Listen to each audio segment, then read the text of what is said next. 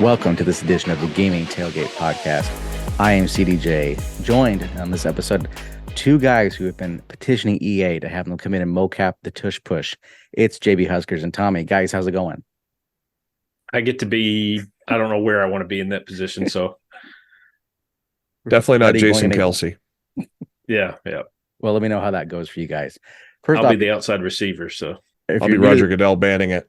Checking out the show. Thank you for checking us out. If you enjoy the show, make sure you tell a friend or two about it. Leave a like, subscribe, comment. We appreciate it more than you know. If you don't like the show, let us know or send us feedback on the show to podcast@thegamingtailgate.com. Guys, we are reaching the point. Realistically, we could get game news at any point, especially with the playoffs now just being a couple weeks away. What do you expect the first thing to be? We'll get into this more probably on a future show.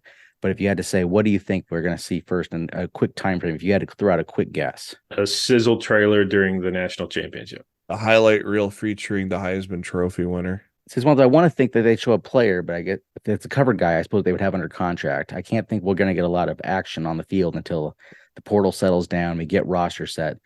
So I think it's going to be probably a montage of a stadium and maybe a licensed player or two, maybe a mascot. But I agree with you guys. I think around that championship time, maybe the week in between the games, somewhere in there we'll probably get some action. In the meantime, go ahead.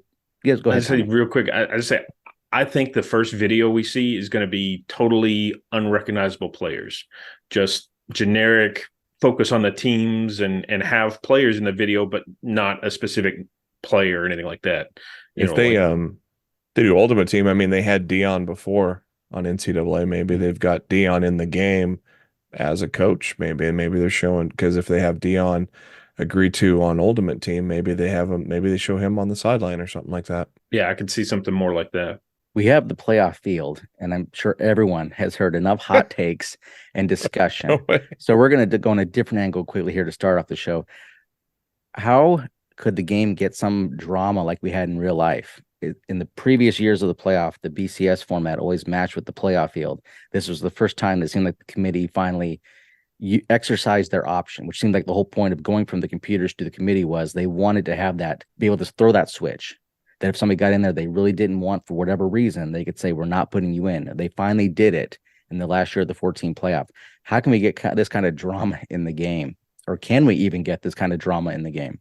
It would be hard pressed to, because it's always going to be a computer making that decision. Obviously, it's going to try to mimic what it thinks people would do and the eye test and all that. But at the end of the day, it's still a computer making a decision. Imagine if you were in Florida State's shoes in a dynasty and you got left out and all the rest of the other people in your online dynasty were all in. Imagine, A, it's going to be heartbreaking, but B, you're going to throw your controller and vow off the game for the rest of your life, But you would always talk about it. True. But I don't see how they could do it, and I don't think we want it to, but it's just, we always want the game to mimic real life. And this is one aspect where maybe we don't. Maybe the community doesn't want this. The drama is probably going to be within the online dynasties. Because especially now, when the game comes out, it's going to be a 12-team playoff anyway. So I don't think we're going to get any controversial things with the playoffs happening. Maybe there might be some funny things that happen in some individual offline dynasties. But, in terms of what we're seeing now, we're not going to see anything like that, because just the fact that the new system is going to be what's going to be in the game. So you're always going to have your North Texas in the national, ranked number one in the playoffs or whatever. So that's unless they really weigh conferences based upon they have some sort of media rating or something like that, you're always going to end up with some school that is in there that shouldn't be, that's in there over Alabama or over LSU or whoever else. So plus, Florida State will never get screwed by the committee in an EA Sports game. Oh, so. No, not in the specific game. Yeah, we know Florida State and UCF they'll never be left out in the game. Yeah. As we record this, the transfer portal is going hot and heavy. Maybe you should call it the tamper portal. I don't know, but it's going hot and heavy, and it's a lot of fun to watch. We have episode 35 of the podcast. JB and I went through our thoughts on it and how it might look in EA Sports College football. So we won't spend a lot of time on it. I do recommend people go back and find that episode of the podcast. I think it was pretty well done. I think we covered everything. And even though we recorded it over a year ago, it still holds up. I don't think we missed anything big that the community wanted to see for this mode in the game. But Tommy, you weren't here that night. You were on assignment, I believe, in Thailand. what are some things briefly with the portal that you'd like to see incorporated into the game? And what have you seen in real life that you want to see in there? I mean, I think the two biggest things are in real life, the factors are playing time and NIL money. So, somehow translate those. So if you're the second string quarterback going into the season, then you're automatically in the transfer portal, for example. If you're not going to get a chance to play because, you're the junior and you've got a freshman starting behind you or something like that, you're going to transfer out. So, we saw that in years past, but now obviously it's going to be instant availability and instant impact. So that'll be interesting to see. But then as well, see how they can do the NIL money transfer. Are they just going to do it that, a star athlete from a lower school is going to transfer up to a bigger school or how that's going to happen? So that's the two biggest reasons to transfer today. So how is EA going to translate that? That's always going to be interesting. And are you going to have the opportunity to talk them into staying and how much is that going to be able to weigh on it? So if you're a lower school and you're losing your star middle linebacker, are you going to have a chance to convince them to stay? Got to wonder if they're going to implement NIL somewhere into the game itself, either within Road to Glory or in recruiting on Dynasty. You got to wonder if they're going to implement something with that system. I think it'd be hard to, because we don't have a full picture of what the behind the scenes looks like. So at the same time, I don't think they want to start showing dollar figures in the game of that, this quarterback is getting $1 million or whatever it is. Maybe they Road to Glory might be able to do sponsors at least. Yeah, I could see something more like that. But in terms of this player transferred because he got $1 million from, the boosters at Ohio Alabama, State. Yeah, Ohio State, wherever, then yeah, I don't see that actually being on the screen.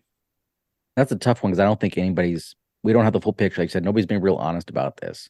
I think you have some programs that the coaches say, guys, we got to step it up. We need more money. We've heard Ohio State say that. We've heard Alabama say that. We've heard Kentucky say that. With Kentucky, I believe that they want to ramp it up to match the Georgias of the world. I have a tough time believing that the Alabamas and Ohio States are struggling with money on the NIL scene. I think it's more they have a great system. They want to get even better because they don't want somebody catching up to them. So I don't think a lot of people are being real honest about it, besides not really knowing. Like you said, we don't know the numbers behind the scenes. We don't know what players get. I think sometimes it gets overinflated, and there's probably times where it's underinflated. There's probably guys getting amounts that we probably could not believe, and there's probably some guys that were probably thinking, I thought he got more than that. So I don't know how the game is going to mimic that, but I'm interested to see it. But again, I don't know how they do that. And you got to wonder if they're going to match the volume that in the game that is happening in real life. And it's just a ridiculous amount of players. It just keeps getting, I think it just keeps getting worse and worse each year. You got McCord from Ohio State. I mean, one of the top teams in the nation. Your quarterback, instead of coming back, he's hitting the portal. And I think he got squeezed out.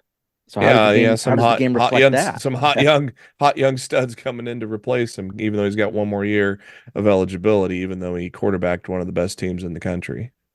Yeah. See, then how's the game do that? Like I agree with Tommy. We talked about that on episode 35, is that if you're a good player and you don't get the playing time, you're likely to look, which I think the AI makes sense. How does the game do it to where you're a top 5 team? Every position is loaded. Your quarterback is, the first time not NFL caliber, at least to the extent of the previous 2 or 3 they've had. And he basically gets forced out. How do you do that in a game? And maybe that's another thing. Maybe they can't quite do it. But in the case of McCord, I think that's what happened here. We don't know. Well, at the same time, it feels like he either knows they're going to get somebody through NIL, or they've said it's Devin Brown's time. We're going to somebody else on the roster for quarterback next year. Yeah, you got to wonder though. I mean, at the same time, if it's a user, the user's probably smoking everybody with McCord. If it's the computer, I mean, if it's the computer, I mean, how accurately is it going to sim? Ohio State's very strong. Is it only going to, how accurately is it going to just pinpoint that basically his only weapon was Marvin Harrison? So it's kind of probably hard to replicate in the game world when they probably are already overpowered as it is. The thing that I'll be curious to see how they do is, in the years past, we had a 70-player roster limit. Obviously, with this generation of consoles, you would think they would at least have 85. So, are we going to see that? And then as well, how are they going to do unlimited recruiting that you have in this day and age. You can sign a class of 35 players if you want to, or whatever it is, as long as you don't go over that 85. So, I guess depending upon timing, if you have 10 players transfer out, then yeah, you can sign another 10 players out of high school or whatever.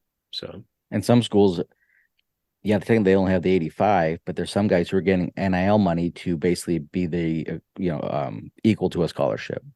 So yeah, technically only 85 on scholarship, but there's 100 plus guys getting paid the equivalent of a scholarship.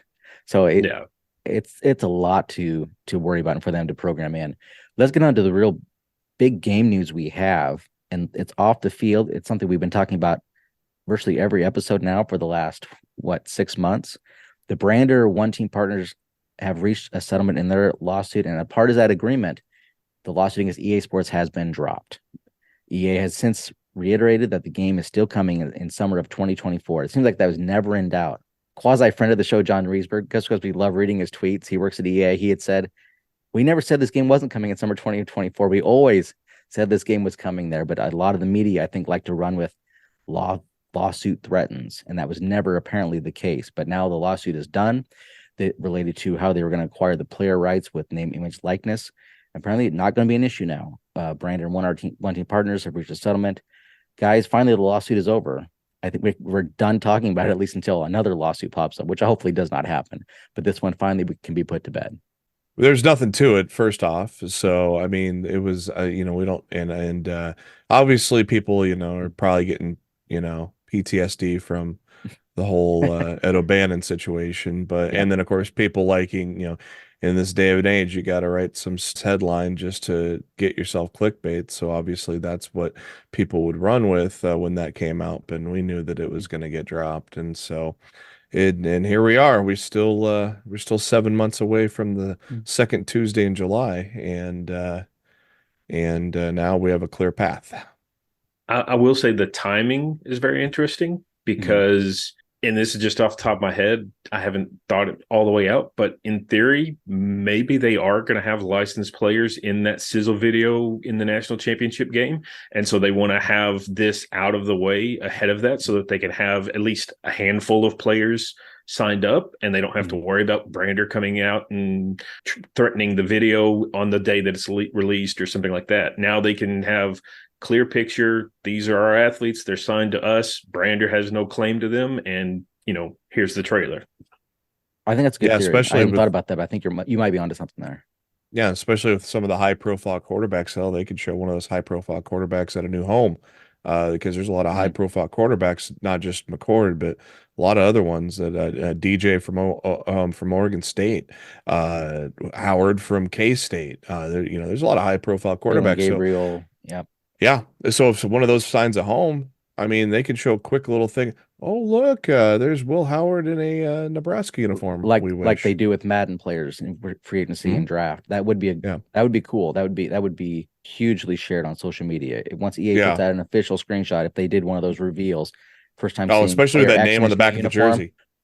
Yeah, that would be that might be the pan shot, is that you pan up a player's uniform from behind him, and then all of a sudden you see his nameplate on the back of his jersey, and it zooms out, and then now he's on the field playing the game or whatever. I agree. That could be a good reason for that lawsuit being dropped. That now that can be taken advantage of for the sizzle or any kind of release video they put out coming up here in the next few weeks. Speaking of what can be in the game, on Instagram, friend of the podcast and passionate community member Josiah Forsyth posted on Instagram, Chris Fowler needs to be in the new EA Sports college football video game franchise next year.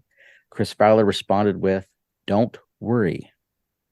So first off, it seems like if you find somebody from ESPN in your neck of the woods, ask them if they're in the game. Because we had Matt Brown going to game day last year at Montana State, and several of those personalities said they're going to be busy on that following Monday as it related to EA Sports in the video game. So now it seems like it's all but confirmation that perhaps Chris Fowler is going to be involved with the title. Tommy, I know you made that prediction a while back that you thought that Fowler and Herbstreit may be the main announce crew, and now this is not quite confirmation, but I think the Vegas odds on your claim have lowered. You're not going to get the big money betting now, Tommy. No, I placed it in early, so I'm going to cash in. So, but don't worry. I think that's Don't worry is basically yes Yeah. in a different term, in 2 words. Maybe that's his way of saying, I won't be in, but please don't be upset for me. I don't think that's what it meant. Don't worry about me. I'm still well taken cry care for of. me. Yeah.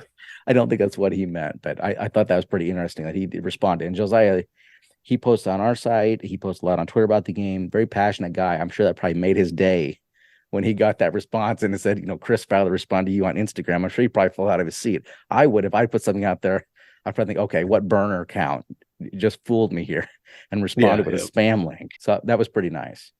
I will be interested to see how they do that long term. I mean, first year, bring in Fowler, maybe have him in there for 2 or 3 years, but long term, I don't think he would want to keep coming back. So, eventually they do bring in somebody a little bit younger to replace him, but still keep Herbstreit. So that way, kind of have a phased approach to replace him. I thought maybe Joe Tessitore would be in the game, and we don't know that he's not. Right. Because I know Matt Brown has said some of the main personalities are basically in the game, and I'm not. This is not my term. I think he called them lesser personalities, which first off, they might have great personalities, Matt, but I know what he means. He's talking about not the 8 team of broadcasters like on the game day or the Herbstreits or Fowlers. So it sounds like ESPN is strongly representing this game more than we had in the past in terms of announcers announced crew. They'll have Stanford Steve making bad picks before the game. That always cracks me up on game day when they show his picks and then the record for the years. It's worse than my picks, and I can't pick games very well. And he's supposed to be the pro. Yeah, that was funny. But yeah, like Tessitore. I mean, hell, we had PS3 games that had multiple announced teams. NCAA basketball had multiple announced teams. So I don't know why you can't do it in 2023, 24. My own thought would be the time, like year one. They don't want that. Yeah, year one.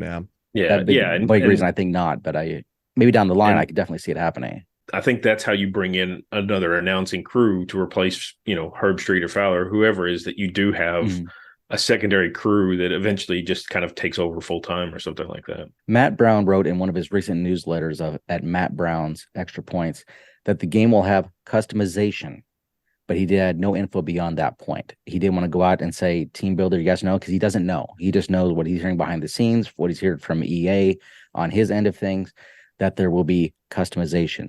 Now that's kind of a vague term because he's getting the question a lot since Matt's doing the Freedom of Information Act request.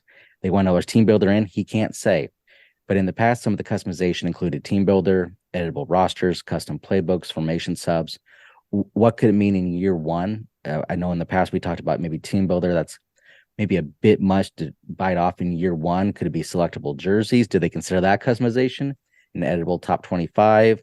Maybe selectable logos or field art. What kind of customization do you guys think we could see in year one? I would love to see team builder. And I know we have a lot of guys in the community ask us, will team builder be in year one? I wouldn't bet on it, but I have no info on this. But my guess says don't hold your breath. Depends on how much they got to overhaul it from, how much they have to overhaul from what they've already had. Obviously, that's 14 years ago. How many years ago? It depends how they want to do it. They may not want to do the web integration. It might be all on console, or maybe it's going to be on your phone instead of on the computer. Yeah, I mean, there's so many things that have probably changed since then to where that's where you may want to write it off for year one. I would assume conferences is probably one, so you can adjust as what's going on, especially Pac-12. We don't know what's going to go on. The 2 teams, is the Mountain West just going to become the Pac-12? Are they just going to basically take over the conference and become the Pac-12? We don't know. Those are some question marks that are going to be coming up. And obviously you got changes, I don't know if they're going to probably not going to have FCS schools in there, but you never know if you could have the ability to bring in new schools, put them in the Sun Belt, basically is what they do, and then realign the other schools. Because are there any major changes that are set in stone after 24? What are some of the major changes? I don't know if it's next year or 25, but Kennesaw State is coming up into CUSA. Right. But there's no major schools like Texas and going to the SEC in 25 or later that we know of. It's all 24. Yet. Okay. Yeah. And there is one team, but it's a smaller team that we'll talk about in a minute. But Tommy, what kind of things do you think are reasonable expectations for customization in year one? In terms of customization and things like that, I think we'll probably see alligators and face tattoos and motorcycles and twerking on top of a car. Or, no, sorry. That's the wrong game. Yeah, custom conferences, that's a guarantee, I would almost say. Custom teams, I would say year one, no. I would almost say permanently no, only because EA is still afraid of getting sued by somebody using a logo that they're not allowed to use, using an NFL team or using a Major League Baseball team, or an unlicensed player, or whatever it may be in their game, or naughty symbols. And then that too, of course. But then the one thing I could see them doing is giving you the ability to create FCS or Division II schools. They'll have the license for the logos and the name and things like that, but they won't actually be in the game unless you create them, and then either custom conferences you can add to the existing number or replace somebody else or something like that. Speaking of that, JB, Delaware is coming to Conference USA in 2025. That was kind of a surprise announcement in the last week or so that I think nobody really knew about. It's not looking good for inclusion in EA Sports Club Football year one in terms of the timeline. The Blue Hens will be in Conference USA in year 2 of Dynasty mode. Matt Brown tweeted, and I'll be honest, before the show, I tried to find it and I could not find it. So either I didn't search right or maybe he deleted the tweet. But I was under the impression from what I had read that he reached out to Delaware and they would be looking into this, but it sounded like did not seem likely that at launch they would be in the game, which makes sense, I guess, that technically in 24 they're not in Conference USA. But I know a lot of people will want to play with people always love new teams because you start a dynasty, you want to build a team up, and Delaware would be a great team to do that in year 2 of dynasty. So that goes to your point, custom conferences, that'd be great if we could add Delaware in year 2, but at least behind the scenes in the rumor mill from what Matt Brown put on Twitter, doesn't seem like that's likely in year 1. Yeah, a lot of people love to if you do one of those online dynasties that you do 1 star or 1 star only, then a lot of people love to fight over those new schools. So it's always the new schools and the teams that got a new coach. Those always seem like those are the hot ones that when the game comes out that people want to start year 1 of a dynasty with. And we're just days away from the Heisman ceremony. Before we wrap up the show, we got to ask you guys' picks.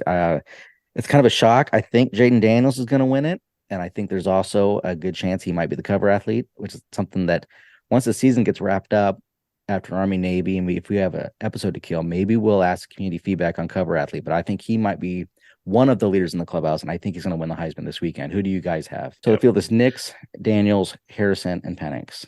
I would love for the wrinkle for Harrison to actually get it. I don't think he will, but I mean, he truly was the best player on his team. He was electric. I mean, he stood out from every other receiver in the country. So to me, that's kind of the shining moment of a Heisman. If you're not going to have the national champion, Penix is the only one that's even close to that, then, go with the guy that was the best at his position among everyone. Yeah, I'm a little surprised Vegas is so hard on Daniels right now, with the fact that Penix is quarterbacking a 2 seed in the playoff. Marvin Harrison, I'd love to see him be a Chicago Bear next year too, by the way.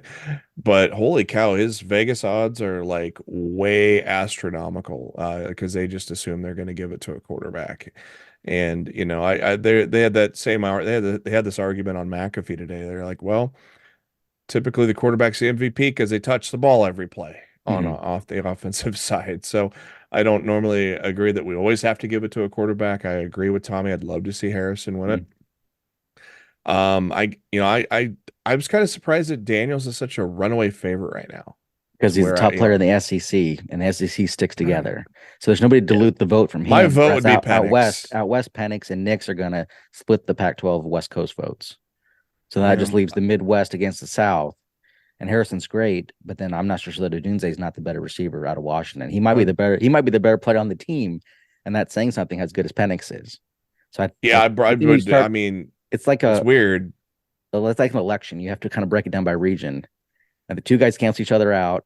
And I think the one's at a position where he doesn't get enough touches, even though Harrison's phenomenal. Yeah, even though they cancel each other out, I mean, there's a head-to-head aspect there where Penix led the team to victory. So you figure there shouldn't be splitting votes, but I mean, Vegas knows something because it's a pretty much seems like a done deal because I mean, Nix is I think Nix second at like a plus 150, and I had not heard the final odds on it. I just know Daniels was the big favorite, and that's the guy that about 2 weeks ago, I realized that he's going to win it. Harrison's like a plus 15,000, I think is what he was when I saw earlier today. So yeah, Harrison is a very long shot, but Daniels is a very wide favorite compared to the other two after that. So I think if Vegas knows something, it's pretty cut and dry that there's not going to be a shock. But if they don't split the votes, I would say Penix.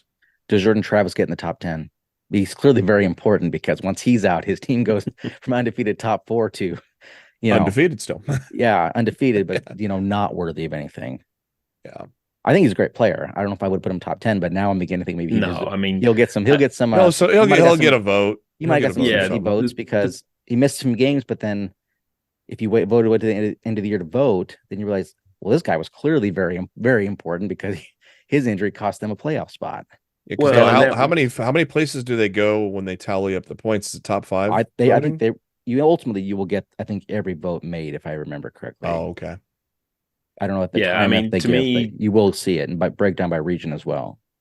I think the reason why Travis stood out is just because of the replacements were not prepared at all. So that's the reason why he stood out. But to me, he was great, but he wasn't like Heisman great in my opinion. I thought he was very good. Even when he was, full health. So it's Keon Coleman, I thought, was the best player on that offense. But he's a wide receiver and he doesn't get the touches and didn't get the name recognition or coverage that a Harrison or a Dunze does. But I think Coleman's great.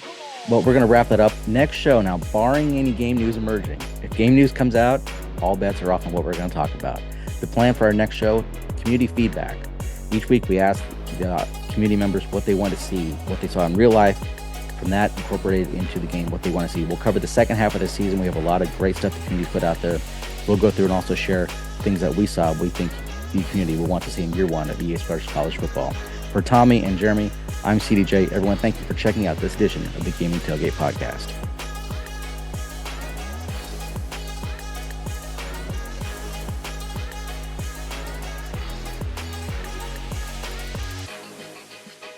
Micro Machines Man there at the end. The Micro Machine Man here presenting the genuine, original, colossally collectible, most miniature episodes of the real things. Micro Machines. Some hot young studs coming in to replace him.